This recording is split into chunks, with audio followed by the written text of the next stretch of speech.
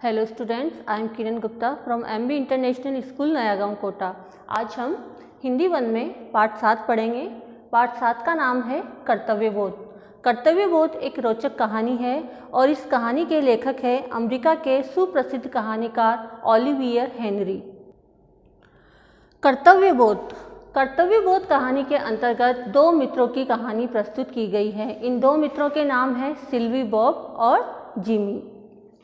Silvi Bob और Jimmy 20 साल बाद अपने उसी स्थान पर मिलते हैं जहां उन्होंने 20 साल पहले दोनों ने मिलकर खाना खाया था। इन 20 सालों के अंतराल में सिल्वी बॉब एक अपराधी बन चुका है और जिमी एक पुलिस अफसर।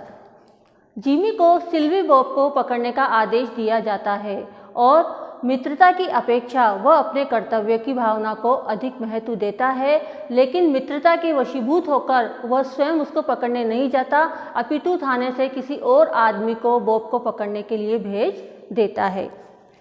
प्रसिद्ध विचारक हेलन केलर ने भी कहा है, सदैव कर्तव्य का साथ दो, निराशा कभी तुम्हारे पास नहीं फटकेगी। आइए अब हम इस कहानी को पढ़ते हैं और इसके भाव को समझते हैं। सिपाही अपनी प्रभावशाली मुस्तैद चाल में, मुस्तैद का अर्थ है बहुत ही चुस्त और फुर्तीले अंदाज में चहलकदमी कर रहा था। उस समय पर सड़क पर अधिक लोग नहीं थे, इसलिए उसकी यह चाल किसी पर रौब डालने के लिए नहीं थी।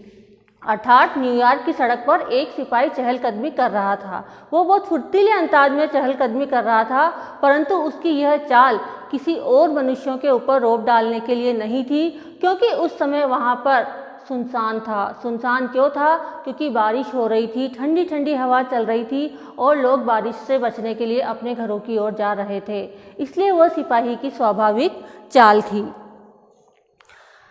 उस सिपाही ने क्या देखा कि एक दुकान के दरवाजे पर उसे एक आकृति दिखी जिसके मुंह में अध जला शिकार था। उस सिपाही ने देखा कि एक दुकान के बाहर एक आदमी खड़ा हुआ है जिसके मुंह में अध जला सिगार था। सिपाही उसके सामने आता है और उससे पूछता है कि तुम यहाँ क्यों खड़े हो? वह आदमी उस सिपाही को उत्तर देता है कि कोई खास बात नहीं है, मैं यहाँ पर अपने एक मित्र की प्रतीक्षा कर रहा हूँ। हमने यहाँ पर एक रेस्तरां में बैठकर खाना खाया था और 20 साल बाद मिलने का वादा किया था। सिपाही कहता है, हाँ, 5 साल पहले वह रेस्तरां बंद हो गया। सिपाही उस व्यक्ति को क्या बताता है कि जिस रेस्तरां की तुम बात कर रहे हो वो 5 साल पहले बंद हो गया है। दुकान पर खड़े हुए उस आदमी ने अपना सिगार जलाया और प्रकाश में सिपाही ने देखा कि उस व्यक्ति का रंग गोरा था, उसका चेहरा चौकोर था और उसके मुखड़े पर आकर्षक आंखें थी। सिपाही देखता है कि उस व्यक्ति की दाहिने आंख के ऊपर एक चोट का निशान था। उसने गले में स्कार्फ पहन रखा था जिस पर हीरे जड़ा हुआ एक पिन लगा था। अर्थात सिपाही ने जब उसे देखा तो उसे समझ में आ गया कि यह व्यक्ति बहुत ही सफलतम है और बहुत ही अमीर है। वो व्यक्ति बोला, 20 साल पूर्व आज की रात मैं अपने परम मित्र जिमी के साथ रेस्तरां में खाना खा रहा था। वो अपनी कहानी उस सिपाही को बताने लगता है कि 20 साल पहले मैं इसी रेस्तरां में अपने मित्र, मेरा परम मित्र जिमी था, मैं उसके साथ यहाँ पर बैठकर खाना खा रहा था। हम दोनों का जन्म न्यूयॉर्क में हुआ, हम वहीं पले बढ़े और मैं तब 18 वर्ष का था और जिमी 20 वर्ष का था। परंतु दूसरे दिन ही सवेरे मैं अपनी किस्मत आजमाने के लिए न्यूयॉर्क को छोड़कर दक्षिण की ओर चला गया और जिमी तो न्यूयॉर्क को अपना दिल समझता था, इसलिए वह यहीं पर रहा। उस समय हमने फैसला किया था कि 20 साल बाद इसी रात इसी समय हम यहीं मिलेंगे, चाहे हमें संसार के किसी भी कोने से क्यों न आना पड़े। सिपाही ने जब उस व्यक्ति के मुंह से यह सारी कहानी सुनी तो उसे यह बहुत रुचिकर लगा। उसने उससे पूछा, लेकिन क्या इस बीच तुम दोनों में कोई पत्र व्यवहार नहीं हुआ? अर्थात उसके कहने का मतलब था कि जब तुम दोनों को मिले हुए 20 वर्ष हो गए हैं तो तुम्हारे बीच कोई पत्र व्यवहार नहीं हुआ क्या? तो उस व्यक्ति ने उत्तर दिया कि कुछ दिनों तक तो हुआ, परंतु 1-2 वर्षों के पश्चात हम दोनों के ठिकाने का कोई पता नहीं था, इसलिए हमारा पत्र व्यवहार बदल गया। परंतु मुझे विश्वास है कि मेरा मित्र जिमी जहाँ भी होगा वह मुझसे मिलने अवश्य आएगा। इसके बाद वह व्यक्ति अपनी घड़ी देखता है। उसकी घड़ी में रत्न जड़े हुए थे, उसकी घड़ी रत्न जड़ी थी जिसमें रत्न जड़े हुए थे। वो बोलता है कि अभी 10 बजने में 3 मिनट बाकी है, हम यहाँ से पूरे 10 बजे विदा हुए थे। उसने घड़ी देखी कि अभी भी 10 बजने में 3 मिनट बाकी थे। सिपाही उससे बोलता है, लग रहा है कि आपने इन 20 वर्षों में काफ़ी धन कमाया है।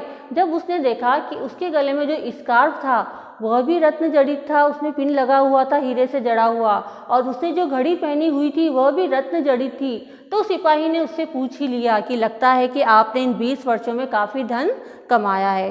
तो वह व्यक्ति बोलता है, बेशक, अर्थात इसमें कोई शक नहीं है, मुझे यकीन है जिमी ने मुझसे आधा धन तो अवश्य कमाया होगा। न्यूयॉर्क में जिमी जैसा व्यक्ति इससे अधिक क्या कर सका होगा, लेकिन उधर की ओर तो तेल व्यापारियों के साथ काम करने के कारण हर आदमी की बुद्धि तेज हो जाती है। अर्थात जो बॉब था उसने दक्षिण में जाकर तेल व्यापारियों के साथ काम किया था, परंतु वर्तमान में अब वह एक बहुत बड़ा अपराधी बन चुका था। सिपाही अपनी छड़ी घुमाता हुआ वहाँ से चलने लगता है। वह कहता है, अच्छा मैं चलता हूँ, आशा है आपका दोस्त आता होगा, क्या आप उसके लिए रुकोगे? क्या आप उसकी और प्रतीक्षा करोगे? तो बॉब उससे बोलता है, मैं अभी आधा घंटा और यहीं रुककर उसकी प्रतीक्षा करना चाहता हूँ। मुझे यकीन है अगर वह जीवित होगा तो मुझसे मिलने अवश्य आएगा।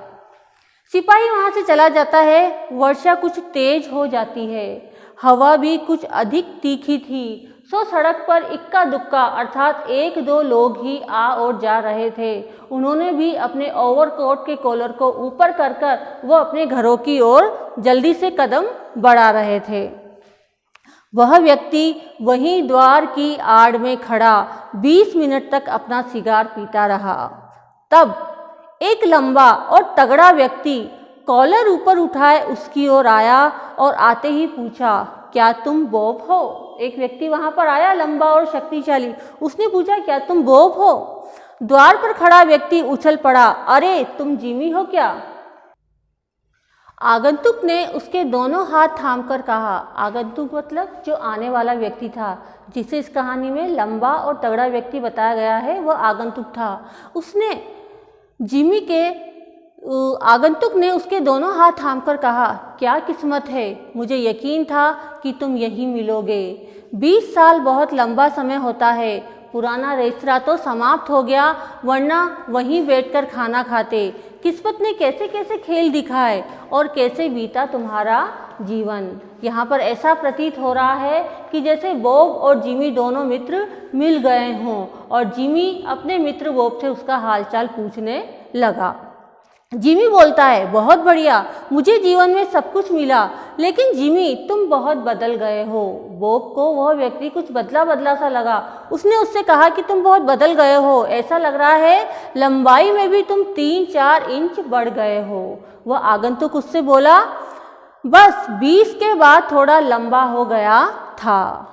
न्यूयॉर्क में तुम भी तो सफल रहे होंगे। उस जिमी ने बॉब से पूछा कि तुम भी तो न्यूयॉर्क में सफल रहे होंगे, तुमने क्या किया न्यूयॉर्क में? तो बॉब बोलता है, खास नहीं, बस नगर की सेवाओं में मेरा भी कुछ योगदान रहा। जिमी बोलता है कि मैं यहाँ न्यूयॉर्क में रहा और मैंने नगर की सेवाओं में योगदान दिया। चलो हम किसी और जगह बैठकर गप्प मारते हैं। और दोनों व्यक्ति बाहें में बाहें डालकर गपशप करते हुए चलने लगे। जो व्यक्ति अपना भाग्य आजमाने के लिए दक्षिण की ओर चला गया था, वह अपनी सफलता की कहानी बढ़ चढ़कर सुनाने लगा, और जो दूसरा व्यक्ति था, जो आगंतुक था, जिसे लंबा और तगड़ा व्यक्ति बताया है, वो उसकी सारी बातों को चुपचाप सुनने लगा। तभी चौराहे पर एक स्टोर के जगमगाते प्रकाश में जब दोनों पहुंचे, आगंतुक और बॉब वहां पर पहुंचे, तो दोनों ने एक दूसरे को ध्यान से देखा। एक बोला, तुम जिमी नहीं लगते। बॉब ने उस व्यक्ति को पहचान लिया कि वह मेरा मित्र नहीं है। उसने उससे बोला कि तुम जिमी नहीं लगते। 20 साल का समय तो बहुत है, लेकिन इतना भी नहीं कि एक आदमी की नाक ही बिल्कुल बदल डाले, अर्थात तुम्हारी नाक जिमी के जैसी नहीं लगती। तो वह आगंतुक बोलता है, लेकिन 20 साल में एक अच्छे आदमी को बुरा आदमी बनाने का सामर्थ्य तो है, यह कहता है। और वह लंबा व्यक्ति आगे आता है और जिमी से बोलता है कि आप पिछले 10 मिनट से बंदी बना लिए गए हो। हमें शिकागो से ही आपको पकड़ने के आदेश दिए जा चुके थे और हम आपको यहाँ पर बंदी बनाने के लिए आए हैं। आप यहाँ से भागने का प्रयत्न न करें तो ही अच्छा होगा।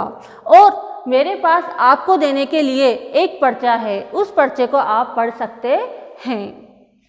पर्चे पर 2-4 पंक्तियां लिखी हुई थी और पर्चा समाप्त करने पर जिमी के हाथ कांप रहे थे। उस पर्चे में लिखा था, बॉब, मैं नियत समय पर उसी स्थान पर तुमसे मिलने आया था। ये पर्चा किसने लिखा था? उसके परम मित्र जिमी ने लिखा था, जो पुलिस का एक अफसर था और उसको पकड़ने का आदेश दिया गया था, लेकिन मित्रता के वशीभूत होकर वह उसे पकड़ने नहीं आता, किसी और व्यक्ति को भेजता है और उसके साथ पत्र भिजवाता है। उस पत्र में लिखा हुआ होता है, मैं नियत समय पर उसी स्थान पर तुमसे मिलने आया था। जब तुमने अपना सिगार सुलगाया तो तुम्हारा चेहरा देखकर मुझे पता लग गया कि शिकागो से तुम्हें ही पकड़ने के लिए आदेश आए हुए हैं। इस कार्य को करने में मैंने स्वयं को असमर्थ पाया, अतः यहाँ थाने आकर किसी अन्य व्यक्ति को यह कार्य करने भेज रहा हूँ।